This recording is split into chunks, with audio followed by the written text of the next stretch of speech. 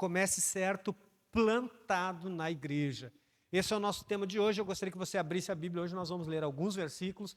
E eu queria que você começasse abrindo Salmo 92, versículo 12 e versículo 13. Eu vou ler na NAA, Nova Almeida Atualizada. 92, versículos 12 e 13. O texto diz: o justo florescerá como a palmeira, crescerá como o cedro do Líbano. Plantados na casa do Senhor, florescerão nos átrios do nosso Deus. Vamos ler de novo? O justo, quem? O justo. Preste atenção, esse justo não tem nada a ver com justiça própria. Não tem nada a ver com bonzinho, gente boazinha, né? Não tem nada a ver com a justiça humana. A própria palavra de Deus diz que a nossa justiça é como trapo de imundícia.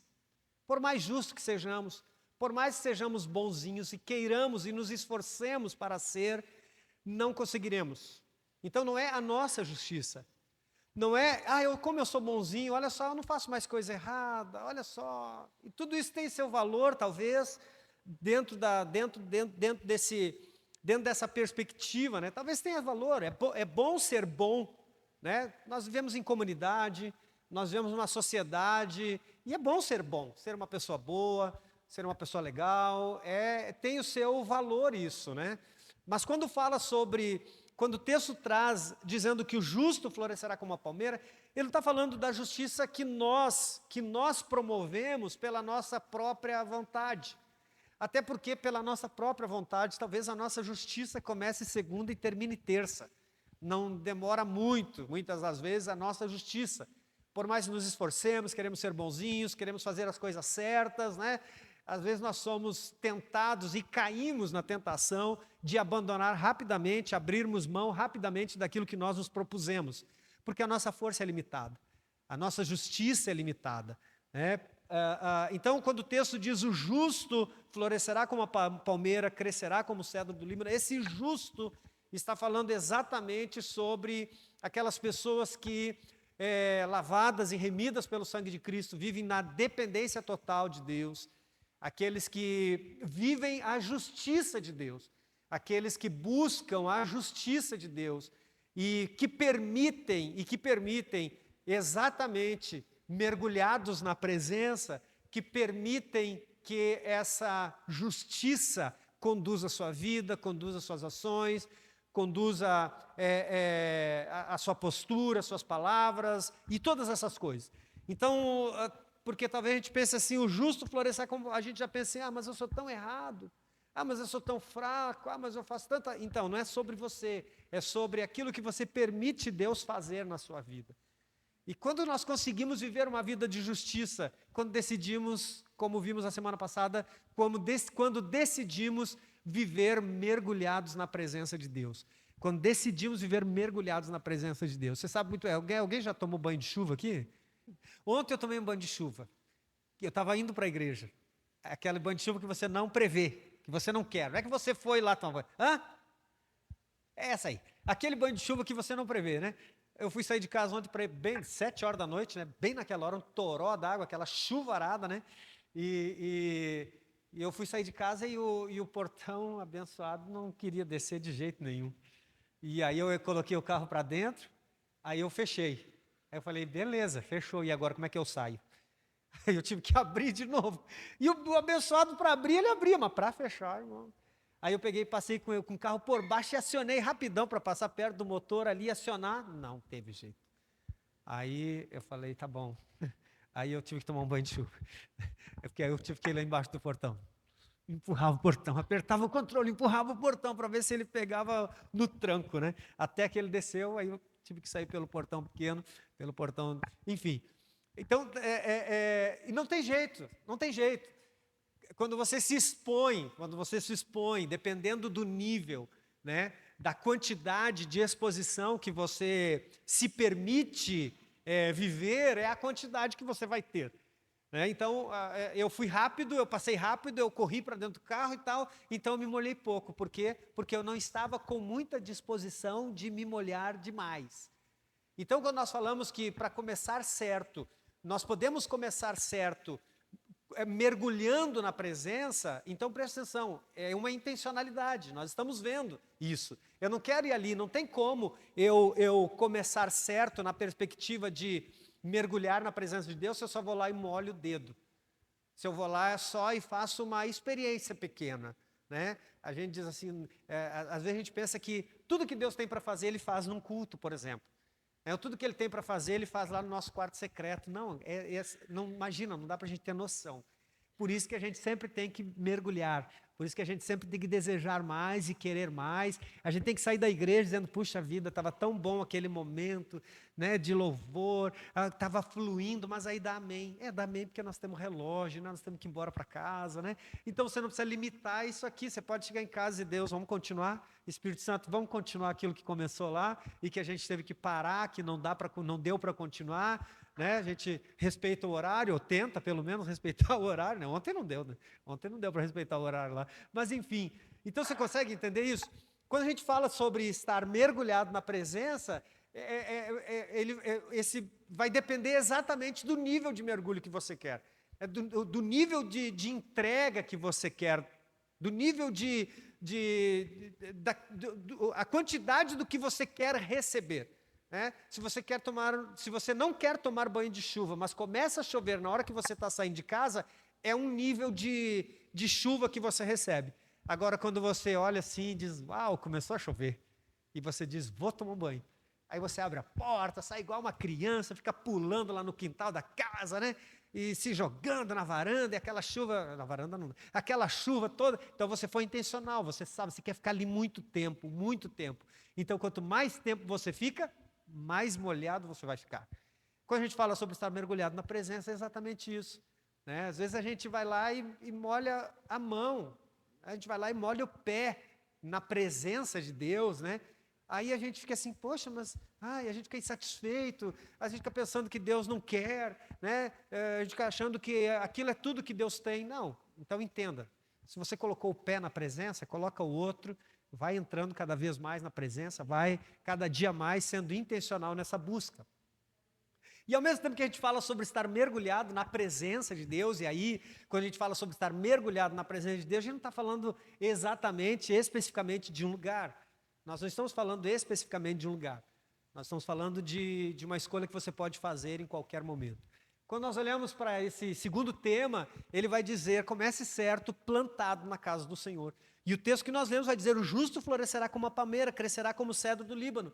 Aí olha o que ele vai dizer, plantados na casa do nosso Deus, plantados na casa do Senhor, esses justos, plantados na casa do Senhor, florescerão nos átrios do nosso Deus.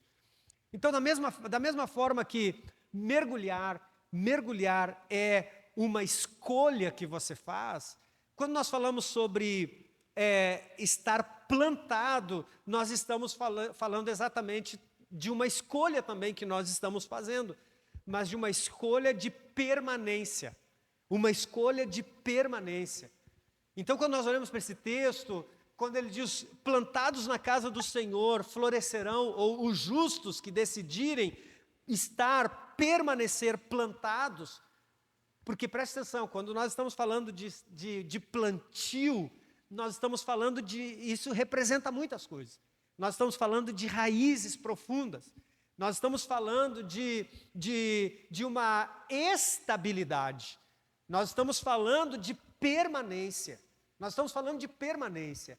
E o texto vai dizer, por isso que o texto vai dizer, que o justo que escolhe estar plantado na casa do Senhor, ele floresce nos átrios do nosso Deus. Então, quando nós olhamos para isso, qual é o entendimento que nós temos? Quando nós olhamos para essa parte do texto que vai dizer, que vai convidar, ou convocar, ou alertar o justo, de que se ele estiver plantado, ele vai florescer, nós entendemos que estar plantado, então, é uma escolha que eu faço de permanecer perto dele. É uma escolha que eu faço de estar firmado, E firmado em quê? Firmado na sua palavra. Firmado no tempo de oração, firmado numa vida de adoração e também firmado numa vida de comunhão. Preste atenção, isso aqui é interessante. Quando você olha para a planta ou quando você olha para uma árvore, ela cresce forte e alta quando ela está plantada em solo fértil em um solo bem irrigado. Então, quando nós olhamos para essa figura que o salmista está falando, essa figura que o salmista está nos apresentando, do justo como algo que está plantado, é exatamente essa consciência que nós precisamos ter. É exatamente essa consciência que nós precisamos ter. Uma escolha que nós fazemos de permanecer. Se plantio é permanência, se uma árvore plantada, ela representa a permanência dela naquele lugar, e ela só sai dali se ela for tirada. Quando nós olhamos para essa figura que o salmista está fazendo, essa analogia que ele está fazendo da vida cristã, é exatamente isso é exatamente esse o conceito que nós precisamos entender. Estar plantado não é ir a uma igreja. Estar plantado não é frequentar uma igreja. Estar plantado é muito mais do que isso. Estar plantado é permanência. Estar plantado é receber todos os nutrientes necessários, é estar absorvendo, não é só estar presente, é estar absorvendo todos os nutrientes necessários para que essa árvore, para que essa planta continue firme, continue saudável e continue viva. É isso que nós precisamos entender, porque não pode haver essa confusão entre estar plantado e estar presente. São duas coisas totalmente diferentes. Tem muitas pessoas que estão presentes, mas não estão plantadas. Elas não estão arraigadas. Qualquer vento que dá, elas balançam, porque elas não têm raízes. Elas não têm raízes profundas. Elas não conseguiram absorver deste lugar de plantio todos os nutrientes necessários que elas precisam para a sobrevivência. Então elas precisam de muitas coisas e que aparentemente diz que elas estão vivas. Tem gente em igreja, por exemplo, em igrejas tem gente que elas precisam de um movimento. Elas precisam de um movimento. Se a igreja não tiver um movimento, ela olha e diz, por quê? Porque ela acha que é o movimento que vai sustentá-la. Quando o movimento acaba, ela tomba. Ela enfraquece, ela morre. Preste atenção. E eu não estou dizendo que o movimento é ruim, eu não estou dizendo que qualquer outra coisa que se faça na igreja seja ruim. Eu estou dizendo que muitas vezes as pessoas escolhem, elas baseiam a sua permanência exatamente nisso. Tem pessoas, por exemplo, que elas baseiam a sua permanência na igreja no cargo que elas têm, no cargo que elas exercem, na função que elas desenvolvem dentro da igreja. E dependendo da função que elas desenvolvem, do nível de relevância que essa função dá a elas, o dia que isso lhe é tirado, elas se desarraigam, elas caem, elas tombam, elas não permanecem. Veja só, eu te pergunto, isso é raiz? Isso é estar plantado na casa do Senhor? Isso é verdadeiramente estar plantado na casa de Deus? Obviamente que não. Obviamente que não. Ela está ali, ela está presente, ela está fazendo, e muitas vezes ela está fazendo e fazendo muito. Muitas vezes ela está trabalhando na igreja e trabalhando muito, mas trabalho também não é resultado. Trabalho também não é o significado de estar plantado. Tem muitas pessoas que trabalham na igreja, mas com o coração muito distante daquilo que elas mesmas estão fazendo. Elas podem estar trabalhando, servindo a Deus, fazendo coisas na igreja, mas com o coração totalmente irresponsável, com o coração totalmente fora do foco. Então entenda, existe uma grande diferença entre estar plantado e estar presente. Essa é a grande questão. Essa é a grande questão. Muitas pessoas estão presentes, mas elas não têm raízes profundas. E qualquer coisa, e eu digo qualquer coisa mesmo, qualquer coisa que aconteça faz com que essa árvore balance e muitas delas, inclusive, caiam, quebrem, se desfaçam, exatamente porque não tem raízes profundas. E uma árvore que não tem raízes profundas não consegue absorver seus nutrientes. E a árvore que não consegue, a planta que não consegue absorver os nutrientes necessários para a sua sobrevivência, o seu fim é a morte. Ela vai enfraquecer, ela vai morrer, ela vai ficar frágil, ela vai quebrar seus galhos e ela não vai sobreviver, ela não vai sustentar frutos. É muito complicado. Por isso o salmista está dizendo, olha, o justo plantado na casa do Senhor, ele floresce. O justo plantado na casa do Senhor, ele dá fruto.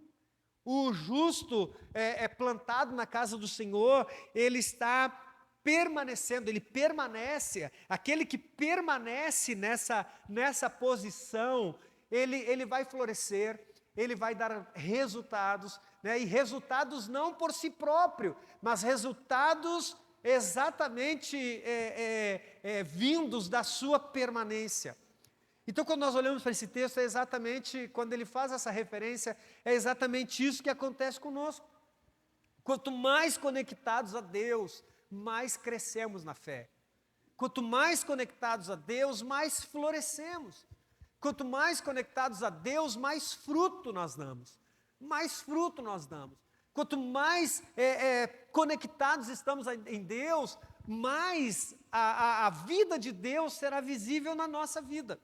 O próprio Jesus vai dizer no Evangelho de São João, no capítulo 15, ele vai dizer, ó, se vós permanecerdes em mim e eu permanecer em vós, ele vai dizer, vai acontecer, vai dar fruto, vai acontecer, vocês vão florescer, vai acontecer. Então, esse é um segredo que nós precisamos entender. E ele vai dizer, florescerão. Ele está falando de algo constante. Ele está falando de algo que vai ser constante. Sabe, às vezes nós vemos muitas pessoas que elas vivem das suas histórias. Elas não vivem mais do seu presente. Elas vivem do seu passado. Elas dizem, como era bom. Elas dizem, como eu fazia. Tem gente que se orgulha e elas dizem assim, pastor, eu já trabalhei muito na igreja.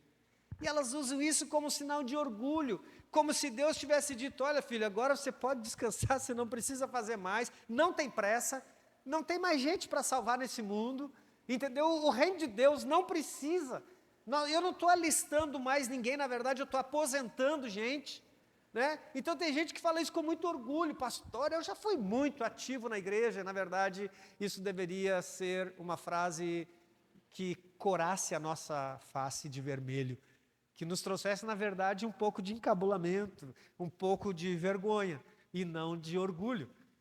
Porque o texto não diz, olha, aqueles que, o justo plantado na casa do Senhor, floresceriam até determinado tempo, ele está dizendo florescerão, continuidade.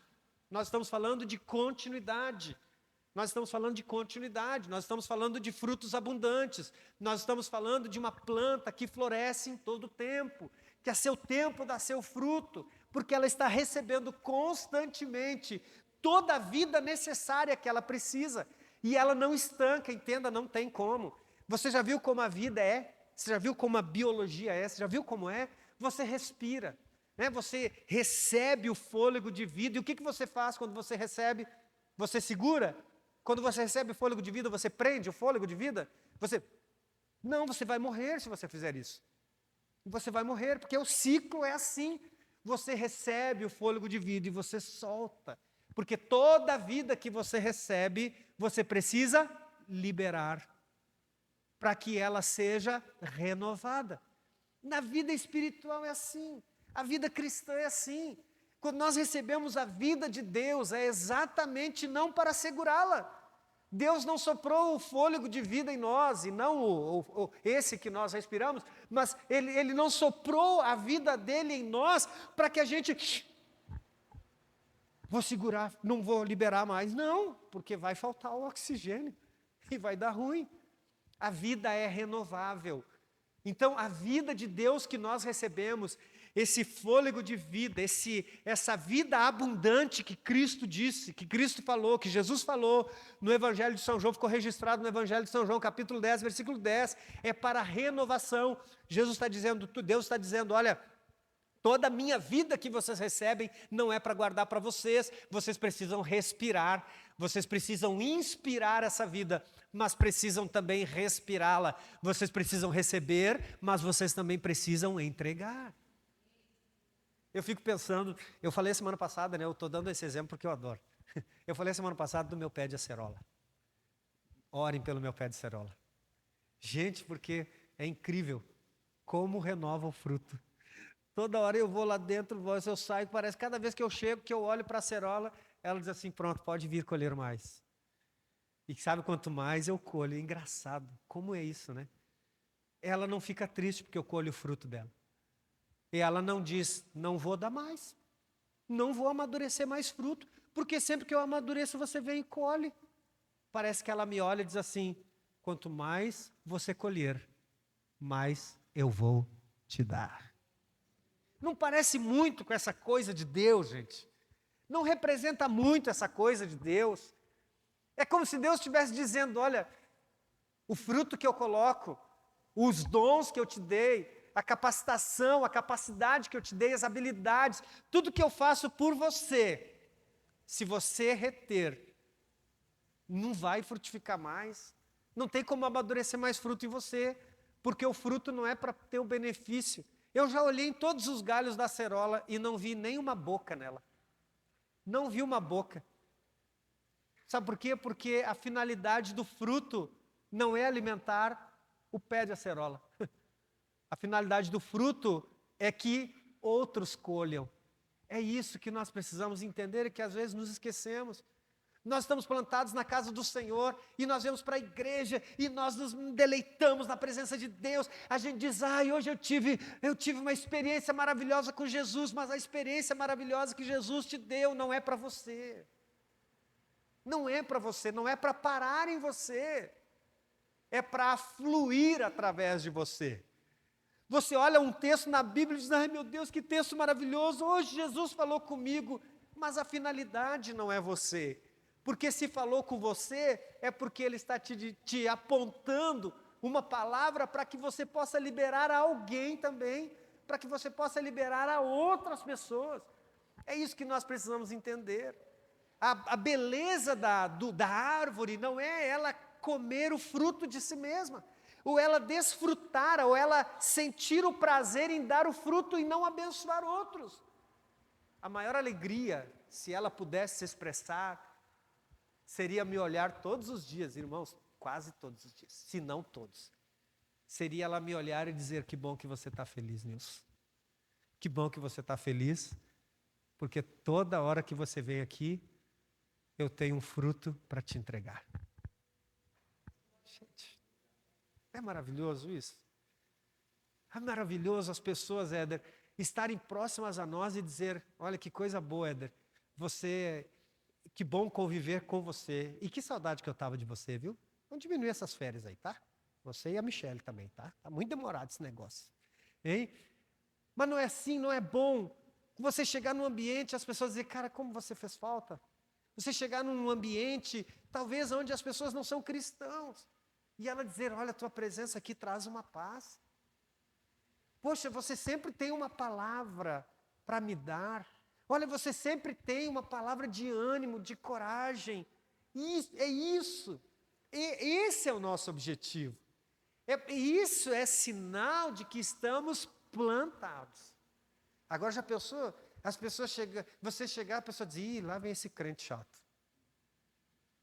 Para aí, se nós temos, o nosso objetivo como cristãos é transmitir a vida de Deus, como que alguém pode achar que a nossa presença é desagradável, é chata, qualquer outra coisa?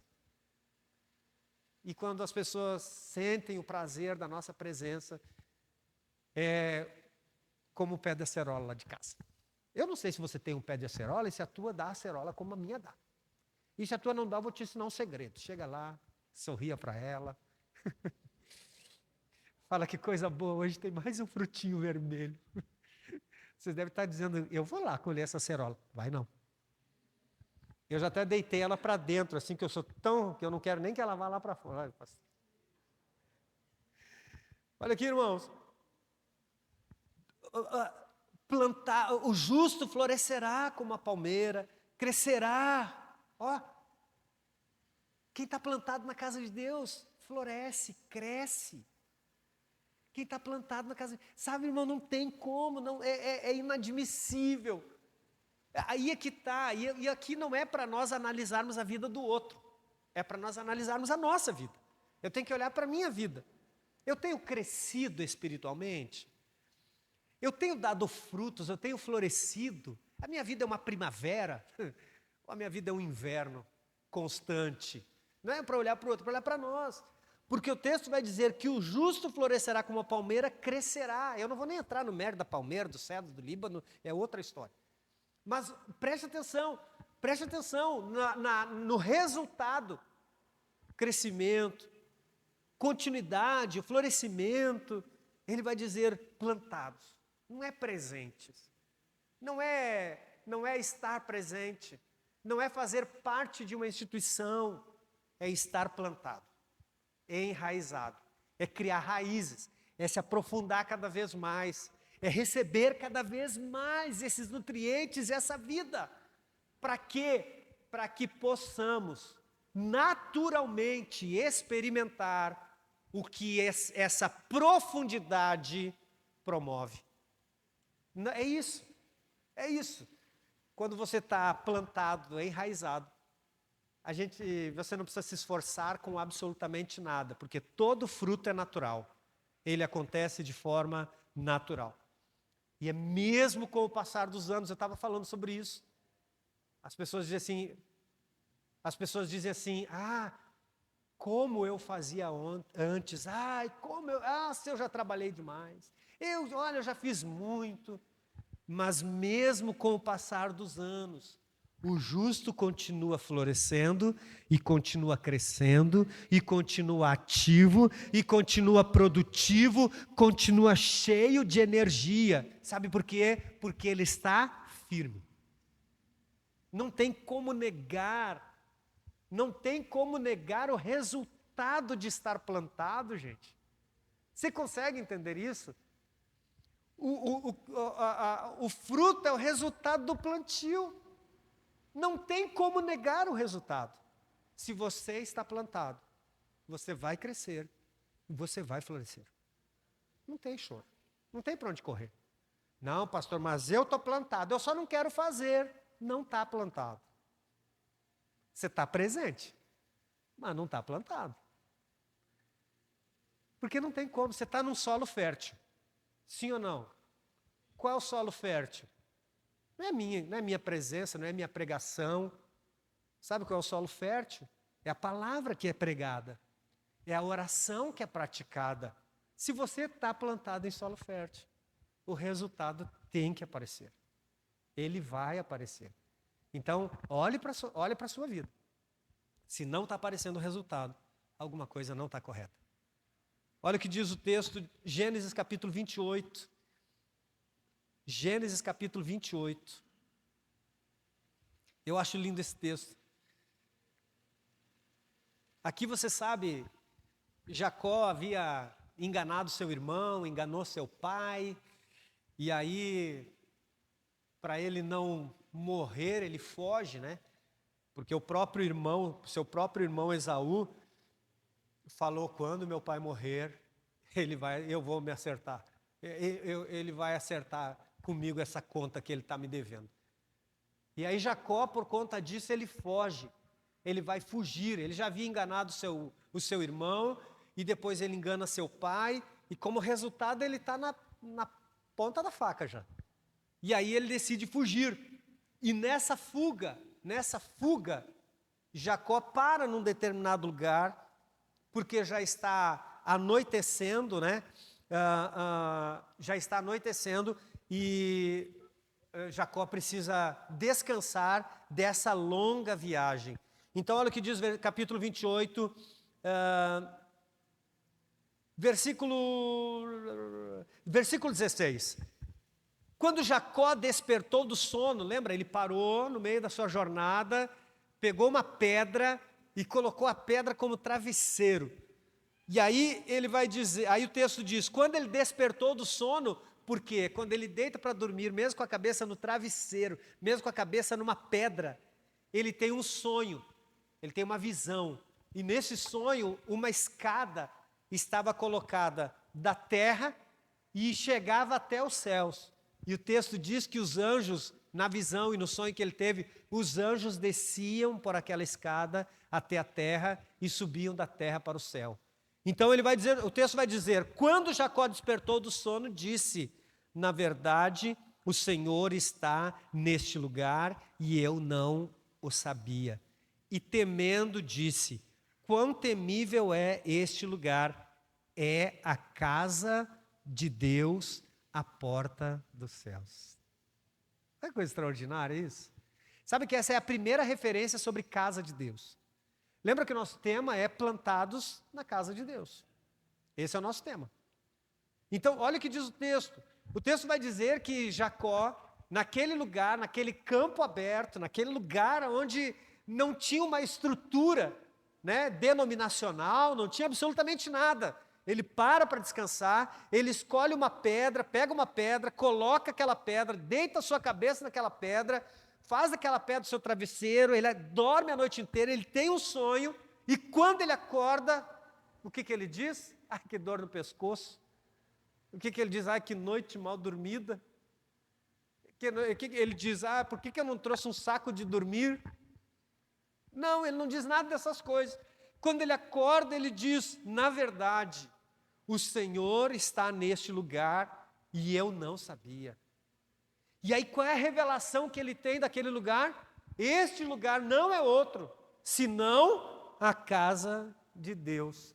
E ele vai dizer, a porta dos céus. A segunda coisa que nós precisamos entender aqui é que a casa de Deus é o lugar da manifestação de Deus. Nós precisamos entender isso. A igreja, a casa de Deus é o lugar da manifestação da presença de Deus. Isso é maravilhoso, isso é maravilhoso. Sabe que nesse sonho Deus fala com ele, Deus traz algumas revelações a ele e é extraordinário. Sabe, essa é a primeira referência na Bíblia que nós encontramos sobre a expressão casa de Deus. E depois desse capítulo aqui, depois dessa revelação que ele tem sobre aquele lugar ser a casa de Deus, depois a referência que Moisés vai fazer sobre a casa de Deus quando ele constrói o tabernáculo, depois a outra referência que nós vamos encontrar sobre a casa de Deus é quando Davi faz a arca, constrói a arca, depois Salomão, ele estabelece o templo. A primeira referência de casa de Deus é Jacó, e é ali aonde ele encontra o quê? A manifestação da presença de Deus. Porque naquele lugar, é bem verdade, Deus não escolheu um lugar magnífico, e poderia ter escolhido, porque lá no templo de Salomão, que era o templo mais lindo, que causava inveja, ouro, era todo de ouro, feito de ouro, e de tantas coisas, pedras preciosas, lá também Deus estava. Então não é sobre beleza ou falta dela, é sobre um lugar onde Deus escolhe se manifestar. Assim como Deus escolheu se manifestar e fazer daquele campo aberto, daquele lugar onde o travesseiro de Jacó era uma pedra, Deus escolheu fazer daquele lugar a sua casa. E para fazer daquele lugar a sua casa, ele precisou manifestar-se. Então nós precisamos entender que a igreja é o lugar da manifestação da presença de Deus. Nós não podemos perder esse valor, essa importância. Nós não podemos perder esse valor tão significante.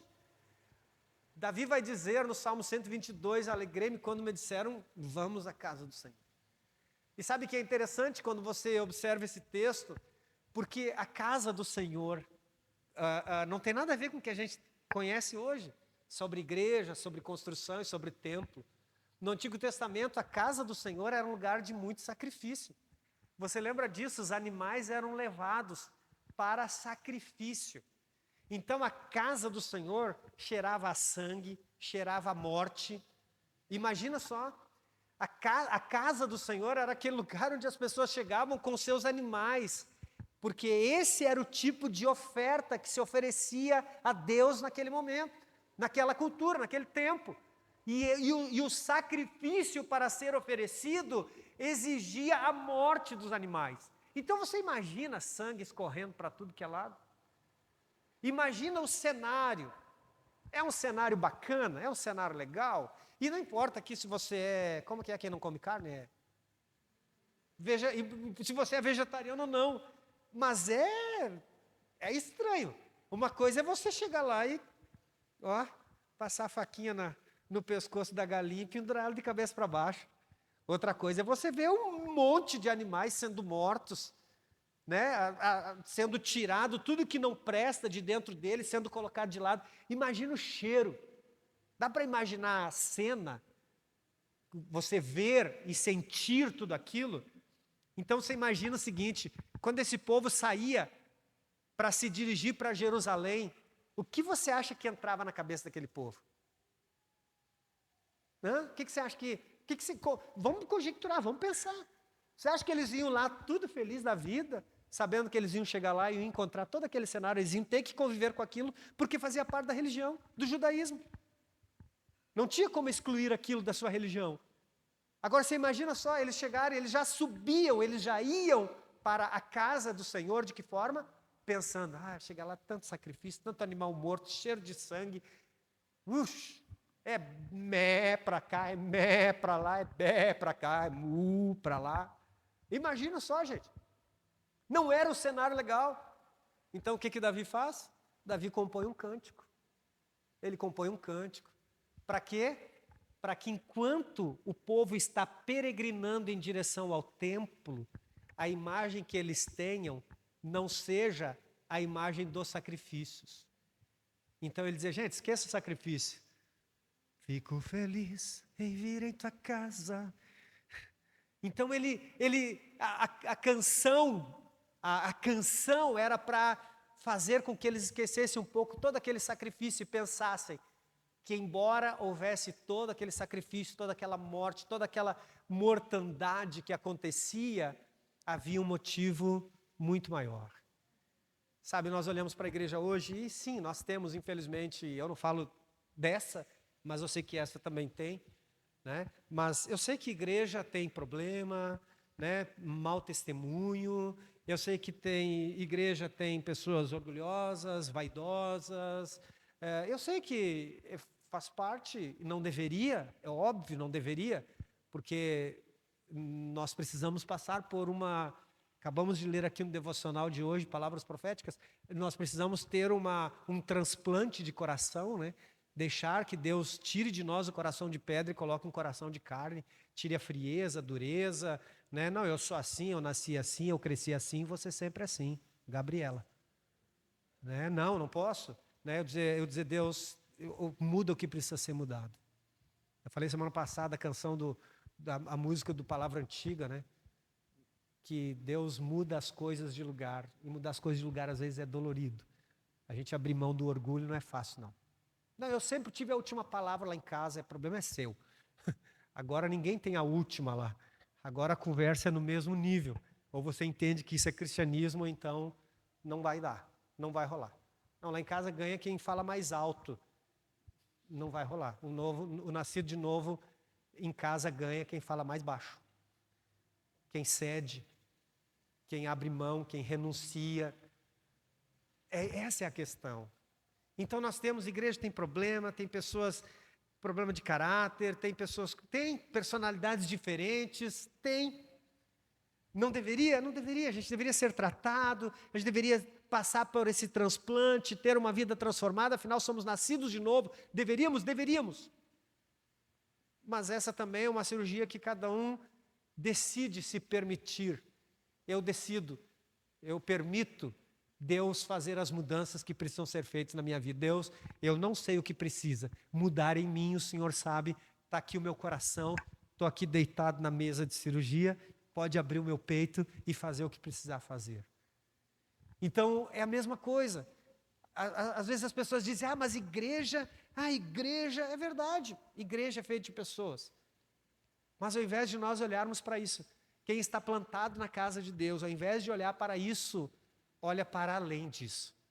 Tem cheiro de morte, tem cheiro de sangue, tem ovelha para cá, tem tudo que é coisa, tem. Mas tem algo mais do que isso. Tem algo mais do que isso, tem algo além disso. Tem alguém, e não é algo, é alguém, que é digno da minha vida, que é digno da minha entrega, que é digno do meu coração, alguém que se sacrificou por mim. Quem é plantado na casa de Deus entende essas coisas. Olha o que diz o texto de Mateus, capítulo 16, versículo 18. Esse texto é maravilhoso. Mateus, capítulo 16, versículo 18. Mateus 16, 18. Esse texto é revelador. Talvez você não tenha visto ele dessa forma. Mateus 16, 18. Jesus falando para Pedro, também eu lhe digo que você é Pedro, e sobre essa pedra edificarei a minha igreja, e as portas do inferno não prevalecerão contra ela. Deixa eu te dizer, mais uma vez, agora a primeira vez que Jesus usa a palavra igreja. A primeira vez que a palavra igreja aparece na Bíblia. Casa de Deus aparece lá em Jacó, e agora igreja. E olha que interessante isso aqui. Parece que tanto Jesus como o diabo compreendem muito bem a importância da igreja. Quando você olha para esse texto, você percebe isso. Tanto Jesus quanto o diabo compreendem muito bem a importância da igreja. Tanto que Jesus diz, ele diz, eu edificarei, eu mesmo edificarei aquilo que ele chama de minha igreja. Então ele reconhece a existência da igreja. Primeira coisa, ele vai dizer, eu edificarei a minha igreja. Aí ele vai dizer o seguinte, e as portas do inferno não prevalecerão contra ela. O que Jesus está dizendo? Enquanto eu trabalho para edificá-la, o diabo trabalha para destruí-la. Ou seja, Jesus reconhece e compreende a importância da igreja, sim ou não? Ele está dizendo, eu estou trabalhando para edificar a minha igreja. Mas o diabo, ele está dizendo que o diabo também reconhece a importância da igreja. Porque ele está dizendo, as portas do inferno estão fazendo de tudo para destruir aquilo que eu estou edificando. Meu Deus do céu. Parece que nós somos os únicos. O ser humano, nós, somos os únicos que não reconhecemos a importância da igreja. Jesus reconhece, ele diz, eu vou trabalhar para edificá-la, enquanto o diabo trabalha para construí-la. E hoje qual é o discurso que a gente ouve, que a gente mais ouve hoje? As pessoas dizerem, eu não preciso de igreja. Deus acha a igreja importante. O diabo acha a igreja importante. As pessoas não. Crentes, às vezes, crentes de anos de igreja, hoje elas dizem assim, mas a igreja sou eu. A igreja sou eu. Então eu posso servir a Deus em casa, assistindo o YouTube, ouvindo Paulo Mazzoni. Eu ouço Paulo Mazzoni, eu ouço Carlito Paz, eu ouço. Mas eles não são a minha igreja. Eles não são a minha igreja. A igreja é constituída de pessoas. A igreja é constituída de toque. A igreja é constituída de preocupação, de alegria, de compartilhamento, de comunhão, de dor. Como agora, nós estamos compartilhando a dor de uma irmã. E sabe quem vai fazer isso por ela? Nós. A igreja próxima. Não a igreja distante. Não a igreja distante. Você não vai ver isso nos canais do YouTube, nos maiores pregadores do Brasil ou do mundo, alguém dizendo, gente, tem uma pastora lá em Corumbá. Talvez se eu mandar um pedido, talvez. Mas não. Por isso a importância da igreja local. E talvez eles estejam fazendo isso com aqueles que estão lá próximos a eles, que eu acredito que fazem. Você consegue entender? Então, não é a minha igreja. Não é a minha igreja. A Lagoinha não é a minha igreja. A Assembleia de Deus não é a minha igreja. E eu não estou desfazendo delas. Eu estou dizendo que a minha igreja, a minha, que eu digo, não minha por ser dono. A igreja que eu preciso valorizar e compreender é exatamente essa aqui, ó. Não é nem a lá do Guaicurus, não é nem a de lá do Joaquim Murtinho, é essa aqui no aeroporto. Porque nós somos a igreja. Sim, todos eles, todos nós, no mundo inteiro somos a igreja universal, a igreja mundial. Não a do reino de Deus, a mundial, a igreja universal, a igreja de Cristo. Mas como igreja local, é a igreja do toque, é a igreja do sentar, é a igreja do comer junto, é a igreja do sofrer se precisar sofrer e do se alegrar se precisar se alegrar. É a igreja que faz sentir a ausência do irmão, é a igreja que é capaz de chegar e dizer, irmão, vem cá, você não acha que está faltando demais, não? Não acho, porque... Não, você está... Vamos aqui, vem cá que eu vou pregar para você aqui o texto que o pastor pregou domingo lá na igreja. Ou talvez se você não saiba, pare que eu vou te mandar o link da mensagem que o pastor pregou lá na igreja, para você ver o quanto a igreja é importante. O quanto a igreja é importante.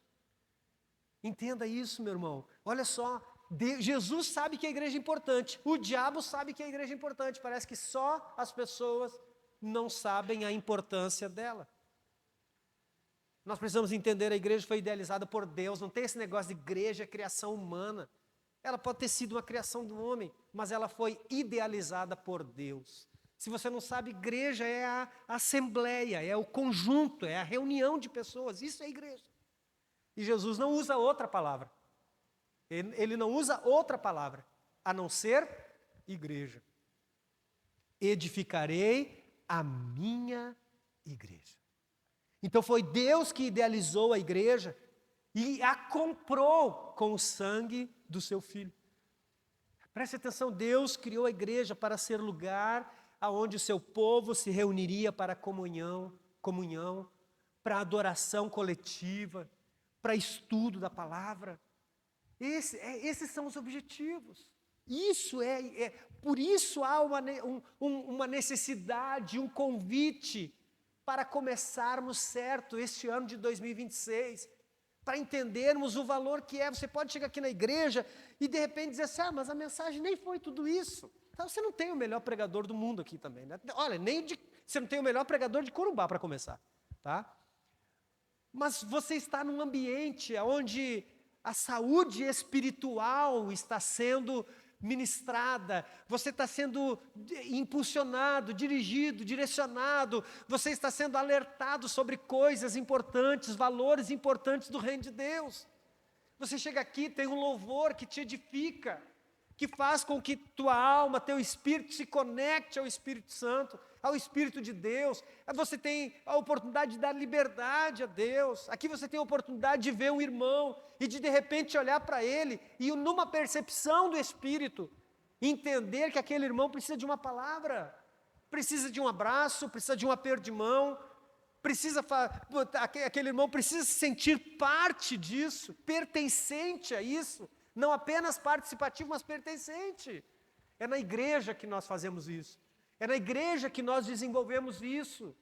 É na igreja que nós desenvolvemos isso.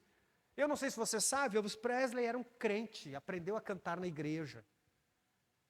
Quase todos esses cantores famosos tiveram uma raiz dentro de uma igreja evangélica.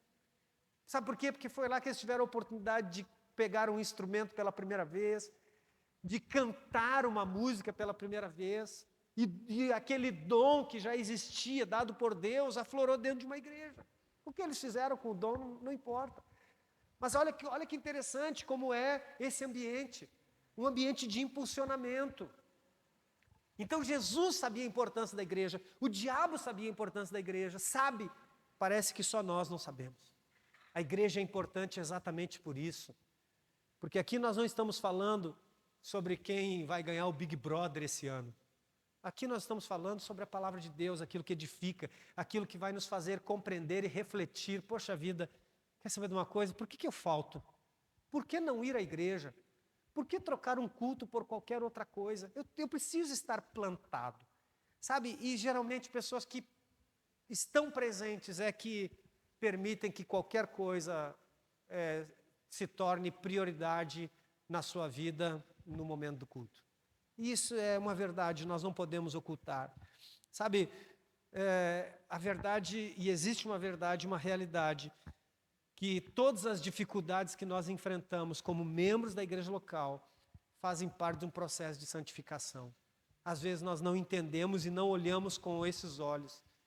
Deus permite que as circunstâncias que acontecem na nossa vida exatamente nos transformem a imagem e a semelhança de Deus. Eu sempre digo que nós não vamos aprender, tem muitas lições que nós não vamos aprender de outra forma, senão passando por um momento difícil, de dificuldade, um momento de dor. Nós precisamos entender isso. Eu estava meditando e pensando nessa palavra, hoje à tarde, fazendo uma revisão, e coloquei até no meu status do WhatsApp, cuidado, aquilo que você chama de pior momento da tua vida pode, na verdade, ser o melhor. Deus pode estar querendo te mostrar algo que você não veria se estivesse tudo bem.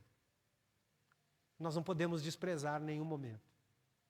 Não podemos desprezar os momentos, e até os momentos de dificuldade que nós vivemos muitas vezes dentro da igreja. Eu cresci dentro desse ambiente. 6 anos de idade, minha mãe me levou para a igreja. Então eu vivi todos os conflitos dentro de uma igreja. Eu vivi muitos problemas e eu tive muitas dificuldades. E eu não fiquei servindo a Jesus por outro motivo ou por qualquer motivação que não a certeza e a convicção de que eu estava plantado na casa do Senhor. Eu estava plantado, eu não estava ali passeando, eu não estava ali para agradar a B, C ou D, eu não estava ali em busca de alguma coisa que não a presença de Deus e edificar a minha vida totalmente no Senhor. Quando nós olhamos para o livro de Atos, no capítulo 2, eu não vou ler o texto, mas quando nós olhamos para o livro de Atos, no capítulo 2, que é o nascedor da igreja, essa igreja que nós conhecemos, essa igreja toda organizadinha como nós conhecemos, nós podemos aprender muitos princípios ali, e eu sugiro que você leia Atos capítulo 2.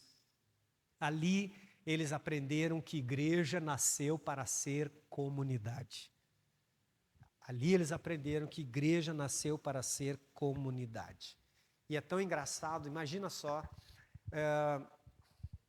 hoje se você procurar, der um Google lá, ou for lá no YouTube, ou qualquer coisa desse tipo, se você procurar lá como abrir uma igreja, começar uma igreja do zero, olha gente, tem de tudo lá, tem de tudo. Hoje você pode pegar o modelo que você quiser, a informação que você quiser, você sai PhD hoje, PhD, em 2 dias, você sai PhD em abrir igreja, fundar igreja, você sai PhD porque todo mundo tem um modelo, um jeito, um testemunho, todo mundo tem. Então você pode escolher, você pode dizer assim, eu vou fundar a igreja do 9º dia de São Fabão. Vou fundar essa igreja, né? Vou fundar essa igreja. Aí você vai lá e olha, faz o PhD em curso. Há 8 horas você já está com o diploma. Você é PhD em abrir igreja e fundar uma igreja agora. Aí você diz, escolhi esse modelo, é assim que eu vou abrir igreja. Atos capítulo 2 não tinha nada disso. Como que esses caras aprenderam a ser igreja, gente? Não tinha curso, eclesiologia, não tinha nada disso. Como que eles aprenderam? Aprenderam com o professor. Aprenderam com o Espírito Santo. Aprenderam com Deus. Já pensou isso? E aí a gente despreza exatamente o modelo que Deus deu a eles. E o modelo que Deus deu a eles? Primeiro, comunidade. Saber ser e conviver. Uma comunidade que não se encontrava só aos domingos. Uma comunidade que valorizava a comunhão, o partir do pão. Gente, o povo comia um na casa do outro. Não é bom isso? Quanto tempo faz que você não me chama para tomar café na sua casa? Quanto tempo faz que você não leva alguém para tomar café na sua casa? Quanto tempo faz que você não leva um não crente para tomar um café na sua casa com você? Para sentar com ele lá e dizer, que bom que você está aqui. Para depois ele sair, quando ele for sair, ele dizer, que legal, vamos repetir? Aí você fala, agora na sua casa, né? Só na minha. Eles aprenderam com o professor. Eles não tinham modelo, eles não sabiam o que era ser igreja. Eu falei sexta-feira aqui para a liderança. Pedro pregou, Éder, 3.000 pessoas se converteram. E o que eles fizeram, Espírito Santo? O que nós faz agora? Tem 3.000 gente nova aí. Se você olha o texto, eles perseveravam na comunhão, no partir do pão, na doutrina dos apóstolos. Eles partiam o pão de casa em casa, se reuniam no templo e nas casas. E hoje nós chegamos no século 21 e achamos e olhamos para o modelo e desprezamos. Olhamos para aquilo que eles aprenderam com o próprio Espírito Santo, com o fundador da igreja, e nós desprezamos. Não, nós podemos até ter um grupinho reunido lá em casa. Mas o que esse grupinho que está reunido lá representa para Jesus, para as pessoas, para os nossos amigos, a mudança, a transformação, a desejo de alcance. O que eles aprenderam? Eles aprenderam a ser comunidade. Eles aprenderam com o professor, com o fundador da igreja. Não é maravilhoso isso? Se eu quisesse aprender alguma coisa com a fundadora da igreja, não posso, porque já foi, já morreu. A fundadora da igreja quadrangular. Agora pensa comigo, os caras fundaram uma igreja sem fazer um curso teológico, sem fazer nada, nem um curso básico.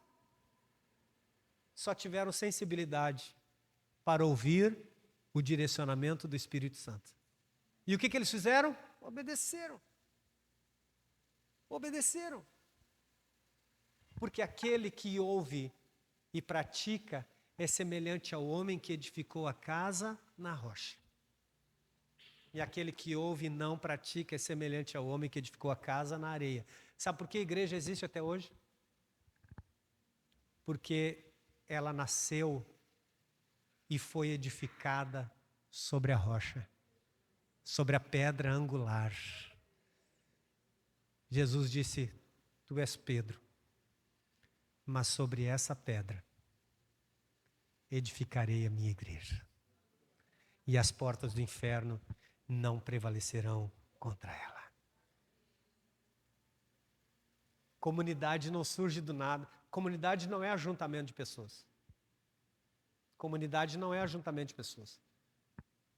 Você vê um estádio de futebol com 50 mil pessoas, termina o show, o espetáculo, cada um vai para sua casa. Ninguém é família. Aquilo lá é ajuntamento, não é comunidade. Ninguém se importa com a dor de ninguém lá. Ajuntamento de pessoas não representa comunidade. Porque comunidade é relacionamento. E relacionamentos, Davi, não surgem do nada. Você não começa a ser amigo de alguém do nada. Onde você conheceu? Não sei. Como que você ficou amigo? Não sei. Fiquei. Não existe. Relacionamentos são intencionais. Não surgem do nada. Então, para sermos uma comunidade, precisamos de relacionamento. E relacionamento nasce por intencionalidade. Eu quero ser teu amigo, eu quero caminhar com você, eu quero me importar com a tua dor, não importa teus defeitos, tuas dificuldades, tuas lutas, não importa se você vai ser recíproco ou não, eu quero caminhar com você. Eu quero que as nossas lutas, que as nossas dificuldades, que nas nossas lutas, nas nossas dificuldades, nós possamos caminhar juntos e ultrapassá-las e passar por elas. Eu vou encerrar. João 13, 35. Esse texto eu quero que todo mundo leia junto. João 13, 35. Vamos ler aqui no telão.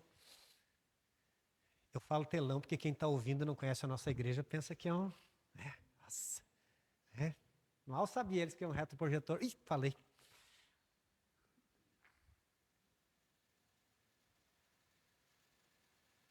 Vamos lá? 1, 2, 3 e...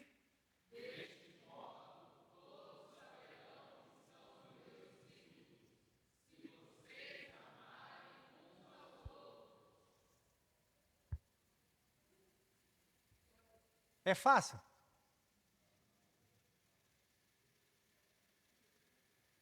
Quando que se torna fácil?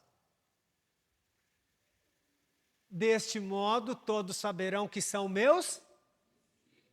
Quando que se torna fácil amar um ao outro? Quando eu tenho o coração de Jesus. Porque ser um discípulo é ter o coração dele. Porque aí todas as nossas diferenças ficam para lá. Aquilo que nos une é maior do que aquilo que nos separa. todos saberão que são meus discípulos, se vos amarem uns aos outros.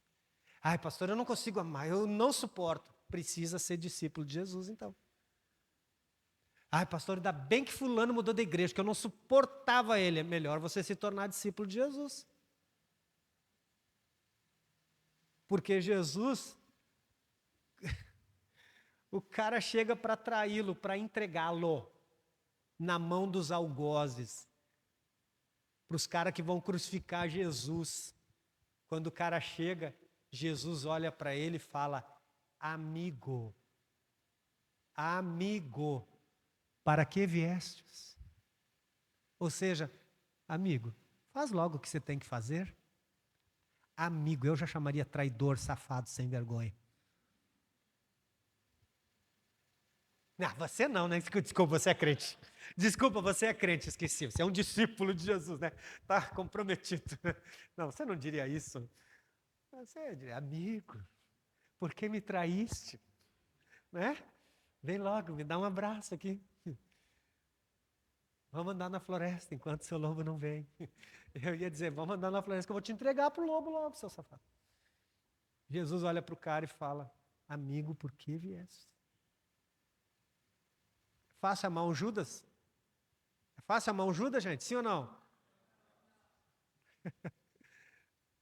Não é fácil. O cara traiu Jesus. Mas ele disse: se vocês forem meu discípulo, você vai amar Judas, você vai amar Pedro, você vai amar Nilson. Ó, teve amém aí, glória a Deus. Tudo isso nasce da onde? De raízes profundas, da escolha de estar plantado na casa do Senhor. Fique de pé no seu lugar.